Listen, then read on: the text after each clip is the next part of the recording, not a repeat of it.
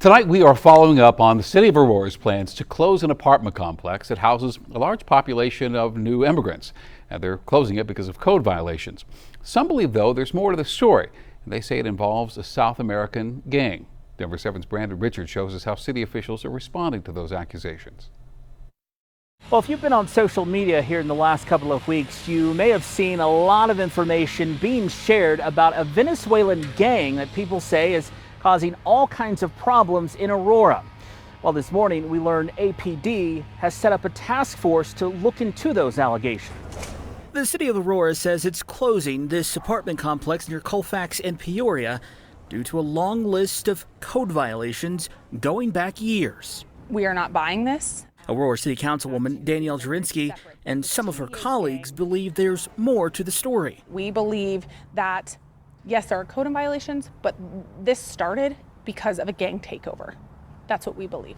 The company that manages the site says the same thing, that a gang from Venezuela had taken over the property, making it too dangerous for their staff to be there.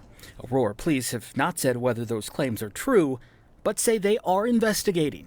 I know it's been shootings here, but it's not because of people from here. It's people from other places that comes here looking for problems. Residents at the complex told us no manager has been on site for a while. We've been trying to get in touch with the manager. He quit, and we have no manager. At a public safety meeting Thursday, Aurora Mayor Mike Kaufman once again pointed to code violations as the reason the city was closing the complex. I know that the owners are talking about that it's a gang issue. It's really, the problems there go way back. On top of creating a task force to look into alleged gang activity, Aurora police say they've also started reviewing criminal reports from the past year to see if they were gang related. So we're actively looking at those things right now in conjunction with the task force, our federal and state partners also. Councilwoman Jurinsky says it's long overdue. I think it's coming maybe 6 to 8 months too late, but I hope that we are able to track some of these people down. But she hopes it will finally provide some answers. In Aurora, Brandon Richard, Denver 7.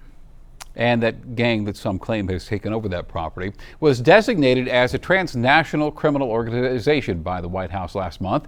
And today, an ICE spokesman told Denver 7 they are aware of recent violent crime involving members of that gang and say they are working with partner law enforcement agencies.